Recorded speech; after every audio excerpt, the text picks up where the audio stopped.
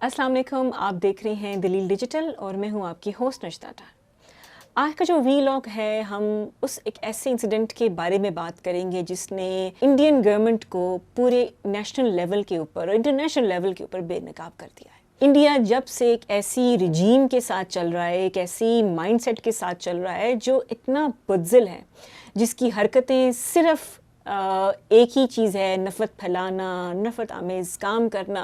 एक इतनी बड़ी नेवी की जो एक्सरसाइज चल रही थी जिस पे इंडिया इट्सेल्फ होस्ट था, जिसमें कई ममालिक ने पार्टिसिपेट भी किया और ईरान जो था वो वन ऑफ द कंट्रीज़ था जो इस नेवी एक्सरसाइज में पार्टिसिपेट कर रहा था। इंडिया बीइंग होस्ट, उसको चाहिए था कि उनमें उन मशकों में जितनी भी मुल्कों ने पार्टिसिपेट किया है उसको सिक्योरिटी प्रोवाइड करे। इंडिया वैसे तो 2015 की बात है जब इंडियन प्राइम मिनिस्टर की जानिब से सागर और महासागर जैसे बड़े नेवी मंसूबे जो हैं वो सामने आए कि कैसे वो इंडियन ओशन के सिक्योरिटी प्रोवाइडर हैं और हम रीजन की जो बड़ी सतह के ऊपर काम करेंगे, मशक़ें करवाएंगे, वो वहाँ धरी की धरी रह गई। इतने बड़े वादे, इतनी बड़ी बड़ी बातें आज इंडिया को मुँह की खानी पड़ रही। जैसे ही ये अटैक यूएस की जानिब से ईरानियन शिप पे किया गया, जबकि वो इंडिया के उस इंडियन ओशन में इंडिया के बड़े करीब था, उसके बावजूद इंडिया ने किसी किस्म की मदद नहीं की। इससे पता चलता है कि इंसानियत जो है वो इंडियन गवर्नमेंट को तो नज़र नहीं आती।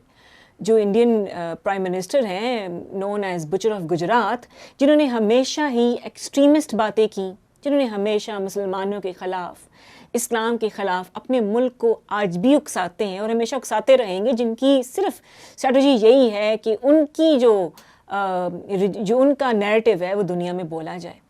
कुछ टाइम पहले ही, not more than a week or two, जब इंडियन प्राइम मिनिस्टर जब इज़राइल के दौरे पे गए तो समझ तो आ रहा था ये जो गठजोड़ नज़र आ रहा है इंडिया और इज़राइल का, ये कहीं ना कहीं तो इंडिया अपना रोल प्ले करेगा। और इंडिया ने इतना बुज़दिल रोल प्ले किया जिसकी वजह से जो ईरानियन शिप है जिसमें 130 उनके सेलर्स पार्टिसिपेट करे थे, उन्होंने पार्टिसिपेट किया उस मशकों में, उनका बहुत बड़ा किरदार भी था, मगर उसके बावजूद India as a host Iranian ship को बचा नहीं सका। अभी तक श्रीलंका जो है उसने बिल्कुल न्यूट्रल रहकर मदद की, जिसमें से 87 जो हैं जो बॉडीज़ हैं उसको रिकवर किया गया, जिसमें तकरीबन 30 के लगभग जो हैं वो इंजर्ड थे, मामूली इंजर्ड थे, जिनको सेफ जोन में रखा जा रहा है। और अभी भी वहाँ पे जो सेलर्स हैं जो शिप में सवार थे, कुछ 15 तक मिसिंग है। अब 130 से ज़ायद नंबर्स के ऊपर इनका ईरानियन जो सेलर्स थे वो शिप में ट्रैवल कर रहे थे।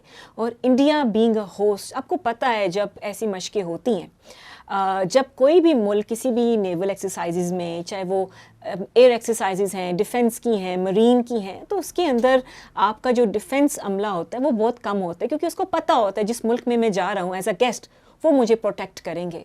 और इंडिया तो इंडियन ओशन का बड़ा रखवाला बनता था। कहाँ गए वो रखवाले? क्या सिक्योरिटी भी ना दे सके? और आपको पता है जब तक ईरान में वो शिप नहीं जानी थी, इंडियन और जो ईरान की गवर्नमेंट है वो एक दूसरे के साथ राब्ते में तो होगी ताकि सेफली ईरानियन शिप जो है अपने मुल्क पहुंच सके। तो क्या जब मे डे की कॉल गई होगी तो इंडिया ने इतना इग्नोर क्यों किया? क्यों इंडिया साइलेंस रहा? ये साइलेंस, अब कांग्रेस भी इस पे सवाल उठा रहा है कि इंडियन गवर्नमेंट ने क्यों किसी किस्म का एक्शन नहीं लिया, उन्होंने खामोशी क्यों इख्तियार की। अब आपको एक बड़ा ही दिलचस्प वाक़या बताते हैं। अब मई की बात है 2025, जब इंडिया और पाकिस्तान की एस्केलेशंस तो काफ़ी अरूज पर थी। जून में एक सेलर थे, गालबन ये भी कह सकता है कि वो नेवी के थे और ट्रेड टैंकर था उनका, कोई बहुत बड़ी शिप नहीं थी। जब वो ज़ख्मी हुए और पाकिस्तान ने मदद की, मई में पाकिस्तान इंडिया की जंग लगती है और जून में पाकिस्तान इंडिया की सेलर की मदद करता है, सब कुछ भूल कर मदद करता है। इससे पता चलता है जब आप किसी चीज़ के दावे करते हैं तो फिर दावों पे काम भी करना चाहिए। انڈیا کی اتنی بڑی بزدلی، انڈیا ہر لیول پہ ایکسپوز تو ہوتا رہا ہے، نہ ان سے جہاز چلتے ہیں نہ ان کے دماغ چلتے ہیں. اتنا بڑا کرائسس میں انڈیا نے خاموشی اختیار کر کے جو ایران کو دھوکہ دیا ہے، جو ایران کا بیک سٹیپ کیا ہے، اور وہ تو کہتے تھے ہمارا یہاں جو گیسٹ ہوتا ہے وہ ان کے لیے گاڈ کے مطابق ہوتا ہے، تو کیا وہ اس طرح کی حرکتیں کرتے ہوئے ان کو اچھا لگتا ہے؟ کیا اتنی جانوں کا نقصان انڈیا کو کس فیور میں لے کے جا رہا ہے، انڈیا کو کس طرح کے فیورز ملیں گے اس کے اوپر؟ یہ تو ہم آگے دیکھیں گے کہ کیسے اسرائیل خوش ہوگا انڈیا کے ساتھ. اب پتہ چلتا ہے جو اسرائیل کی میٹنگ چلتی ہیں اور کیسے ایران کے اگینسٹ انڈیا کا جو نیریٹو ہے وہ کھل کے سامنے آ رہا ہے، اور وہ ہم نے دیکھ لیا جب ضرورت پڑتی ہے آپ ہی کے گیسٹ کو تب آپ کیسے جان بچا کے بھاگتے ہیں اور آپ اگنور کرتے ہیں. آپ کا خاموشی اختیار کرنا دھوکے بازی کے زمرے میں آتا ہے.